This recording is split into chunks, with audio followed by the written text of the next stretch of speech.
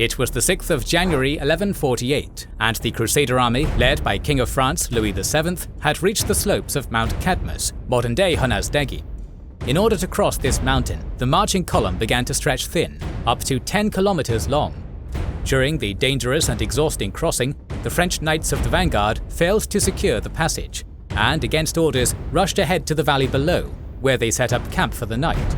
On the other side of the slope, the rearguard couldn't control the entire baggage column, exposing the French baggage train. But unbeknownst to the Franks, the pilgrims were not the only ones present on this mountain. Their mortal foes, the Seljuks of Rum allied, were lying in ambush. Using the gap in the French supply line, they attacked the Frankish centre mercilessly. The fate of the Second Crusade now hung in the balance. In a previous episode, we covered the beginning of the Second Crusade and the route that the German king Conrad III took to the Holy Land. This episode will flesh out the journey of the French host, commanded by King Louis VII of France, and his fateful confrontation with the Turkic host at Meander River. This video is sponsored by our YouTube members and patrons, who get 2 exclusive videos weekly, not available anywhere else, for their kind support of our channel. You can join their ranks to watch more than 160 videos, including our series on the Pacific War, Punic Wars, Persian Wars, Spanish War of Succession, Russo-Japanese War, North African Campaign of World War II, History of Prussia, Italian Unification Wars, Risorgimento, Albigensian Crusades, and much more. Click the link in the description or pinned comment to get the exclusive videos, early access to all public videos, our schedule, wallpapers, access to a special Discord server where we're very active, and much more. Thanks for supporting us, we couldn't be doing it without your help. Just about a month after Conrad's departure, King Louis was finally ready to follow the cross. Leaving the Kingdom of France in the hands of Abbot Suger, King Louis marched through the territory of the neighbouring Holy Roman Empire. Despite some tension and minor rioting while passing through Germany, Louis VII's forces soon reached the city of Ratisbon in good order. There, the Byzantine emissaries asked Louis about his intentions, demanding an oath of non-injury on Roman territory, as well as a second oath stating any towns the Franks conquered in the Holy Land could be pillaged but not held. In exchange, the emperor promised the French a steady stream of supplies and further assistance if needed. The French were not eager to accept these terms, and one participant of the crusade, named Odo of Duil, even stated that the emperor's delegates threatened to burn all the supplies prepared for the Franks if they would not comply. Though reluctant, the French nobles were persuaded by their King Louis to accept both oaths. Satisfied, the Byzantine emissary left Ratisbon. From then on, the journey through Germany came with relative ease. By following Conrad's route, King Louis VII marched from Ratisbon to Passau, and from there, the French entered the Kingdom of Hungary from the town of Klosterneuburg. The Hungarian king, Geser II, who had no previous quarrels with the French, intended to use Louis's march to improve the relations between the two monarchies. That is why, in stark contrast to Conrad's march, Geser eagerly accompanied the young Louis on his journey through his territory. However, during the kind exchanges and lavish feasts, Geser found out that Boris, a rival claimant to his throne, had used the march of the French host as a distraction to slip back into Hungary in disguise and overthrow his rival. Angered, Geser demanded that Louis VII hand over the usurper in exchange for an alliance and more gifts. Unimpressed, Louis denied this offer. Thus, by dawn, the King of Hungary packed his camp and retreated into the Carpathians, allowing the French to continue their journey. After 15 days of travel, the Crusaders finally reached the Byzantine border at Braničevo. The French army moved through the cities of Belgrade, Nish Sofia, and Philippopolis without an issue. This was done mainly in part due to the presence of the emperor's brother, Michael Brannus, who took care of the Franks' needs. Such a figure was necessary for the march to succeed, mainly because of the Greek populace, having already been antagonized by the German Crusaders, were not very keen on helping the Franks.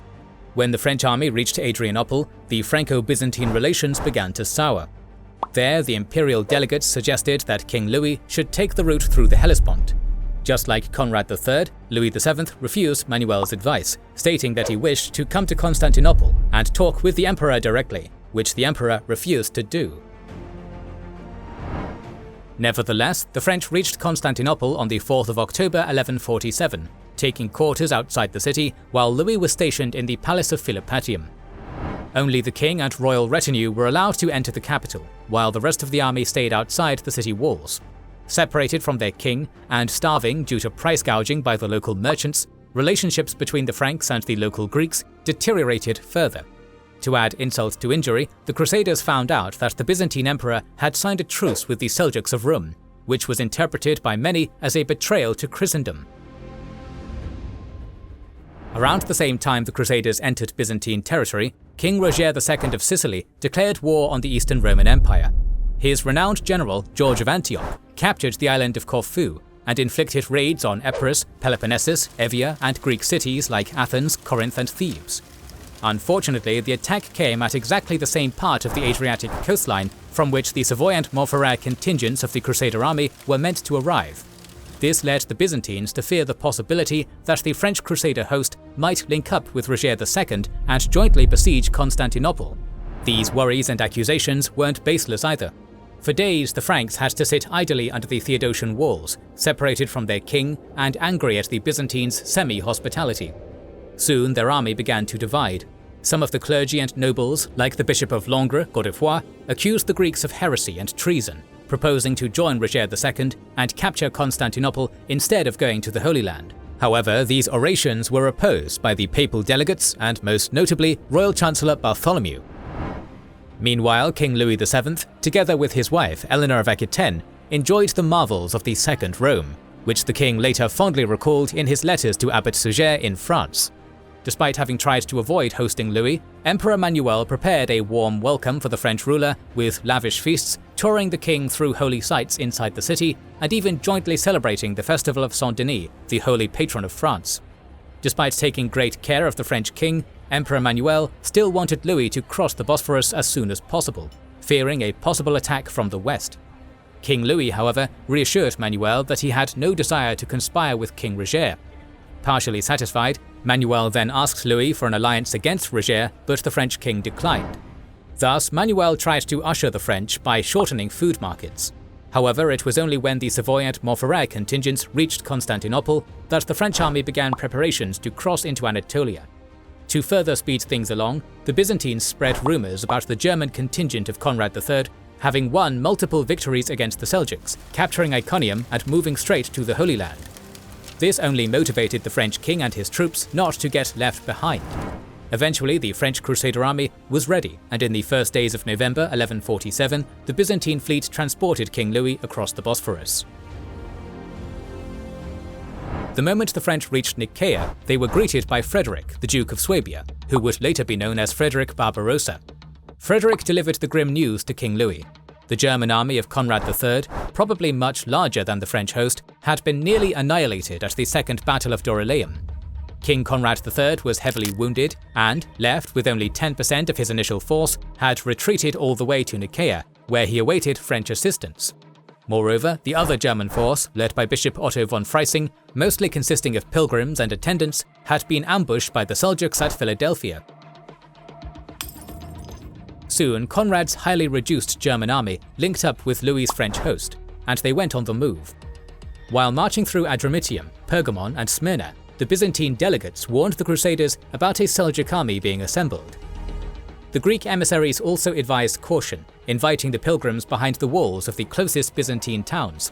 Undeterred, King Louis decided to march further, reaching Ephesus in mid-December of 1147. There, Conrad's injuries proved to be more severe than the King of Germany initially anticipated.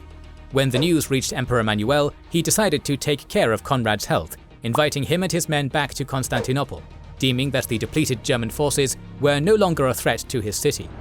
Having been left by the Germans, the French continued their march southward, until reaching the valley of the Meander River. It was there that the French Crusaders tasted combat for the first time.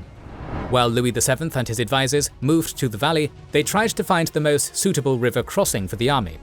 Then, two bands of Turkoman raiders appeared on the horizon, one on the other side of the river and the second on the hilltops surrounding the valley. Despite having successfully sprung an ambush, the Seljuks' decision to directly charge into the French host and fight them head-on proved to be a grave error. The Meander Valley was large and flat, providing the heavy French knights with enough terrain to countercharge the enemy successfully. Dealing a successful blow, the French counts in the vanguard managed to break through the enemy line and force the Seljuks into flight. On the other side of the battle, the Seljuks lost their momentum, and with Louis present among knights and soldiers, the high morale allowed the French to push back the Turkish flanking force all the way to the upper hills. Reveling in their victory, the French army decided to continue their march eastward to the harbour of Attalia, modern-day Antalya.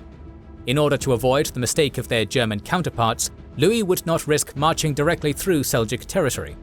Instead, by moving along the Mediterranean coastline, the king could still rely on official assistance from the Byzantines. However, the French crusaders soon realized that the further they moved east, the less support they could get from the local Byzantines. When the crusaders reached the town of Laodicea, the place was found deserted and emptied of supplies. Thus, in order to reach Attalia faster, the crusaders had to go through the Kazikbeli Pass, surrounding the formidable Mount Cadmus. The passage of Kazikbeli was extremely narrow for baggage trains. Moreover, its surrounding slopes were covered in white, rocky terrain on which a greater host could easily disperse. When the Crusader army reached Mount Cadmus, the marching column began to stretch thin, with the centre lengthened up to 10 kilometers straight. During the dangerous and exhausting crossing, the leaders of the vanguard, Geoffrey Rancourt and Amadeus of Savoy, failed to secure the Kazikbeli Pass, and, against orders, rushed ahead to the valley below, setting camp for the night. On the other side of the slope, the rearguard couldn't control the entire baggage column, which meant that the French centre, containing its baggage train, was exposed. Unbeknownst to the Franks, they were not the only ones present on the mountain. Using the gap in the French supply line, the Seljuks poured out of the steep passes and attacked the Frankish centre mercilessly. Having few knights or footmen to defend the passage, the Turks broke through the Crusaders' defences, killing all that dared to oppose them. The majority of the Frankish centre was not comprised of soldiers, but civilian pilgrims, who now dispersed across the valley or tried to rush through the narrow pass. This blocked the passes, cutting off the Crusaders, and resulting in the potential Seljuk extermination of the entire Frankish centre. Seeing this, Otto of Doile desperately rushed to King Louis, positioned at the column's rear, and begged him for reinforcements. Rocketing into action, the king rushed forward to protect the baggage train. He arrived too late, finding the baggage had already been plundered and the pilgrims stuck in the passage, trying to avoid the Seljuks' wrath. Focusing on defending the civilians, Louis and his knights threw themselves into combat with the Turkomans. However, the rocky terrain denied the French an opportunity for a frontal charge and forced them into a confusing melee in high terrain, where individual Frankish or Muslim parties fought scattered sorties. In the midst of the fighting, the king lost his horse and was separated from his men. Surrounded by the Turks, Louis climbed over the nearest rock, covering himself with a shield and fighting for his life. The king wore armour that resembled most of his nobles, so it took a long time for his knights to realise that their monarch was in peril. After saving their ruler from certain death, the Crusaders forced most of the Seljuk groups to flee. Despite securing the passage for the pilgrims, the battle at Mount Cadmus proved to be a disaster for the Franks. Their baggage train was looted, and many of the French knights and pilgrims had been killed. Hungry and demoralized, the French main host finally managed to cross the pass and rejoin with its vanguard. Blaming Geoffrey of Rancourt for the defeat at Mount Cadmus, Louis VII ordered Geoffrey to return home in shame. Seeing a significant morale drop in his army, King Louis publicly swore an oath of trust before the Templar Knights, putting them in charge of the military affairs of the Crusade. In a political move that was unheard of at the time, the king effectively gave up the military command of the army into the hands of the Templars. The Knights of the Temple immediately put their knowledge and expertise into action, issuing orders that no man or woman could abandon the column regardless of circumstances. From now on, they would rely primarily on infantry and missile troops remaining behind the battle line to fend off any Turkoman attacks. The remaining Frankish horsemen in the army were meant to be used as a flanking force, but were strictly forbidden to pursue the enemy. Any disobedience was severely punished regardless of status or birth. The Templar assistance proved key for the Crusade's success, as the army managed to cross 3 rivers without any issue, and even repel attacks. Thus, the Frankish army successfully reached the city of Attalia on January 20th, 1148.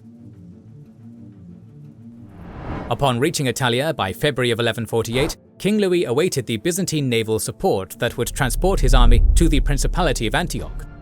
Unfortunately for the king, the stark reality of logistics and local politics proved to be very challenging for the Crusaders. The local governor didn't have enough ships to transport the large French army.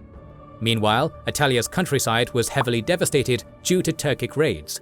Although the city belonged to the Byzantines, its governor had forged some sort of pact with the local Seljuks in the interest of protecting his citizens.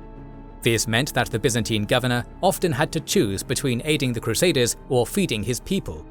Furthermore, the French host was too enormous to be housed inside the city. Thus, most of the Crusaders were forced to camp under the city wall, where they were easily exposed to attacks by the Turks.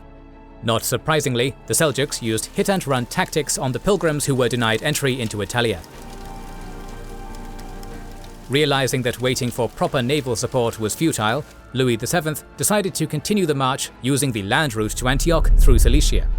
Although Louis's plan had merit, many of his nobles feared another Mount Cadmus, so they came up with a plan of using any Byzantine naval assistance they could hope to acquire to take the sea route, from where they'd act as a supply line to the king's landward force. Thus, the Crusader army split, and the landward Crusaders safely reached Antioch by marching through Cilicia.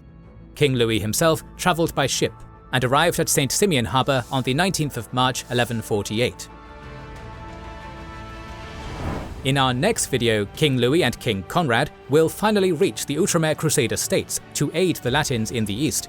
How would the Crusader states react to their arrival? How would they face new challenges from the Seljuk states? All this and more will be revealed in our next video. Our series on the Second Crusade will continue soon, so make sure you are subscribed and have pressed the bell button to see it. Please consider liking, subscribing, commenting and sharing, it helps immensely. Recently, we've started releasing weekly Patreon and YouTube member exclusive content. Consider joining their ranks via the link in the description or button under the video to watch these weekly videos, learn about our schedule, get early access to our videos, access our private Discord, and much more. This is the Kings and Generals channel, and we will catch you on the next one.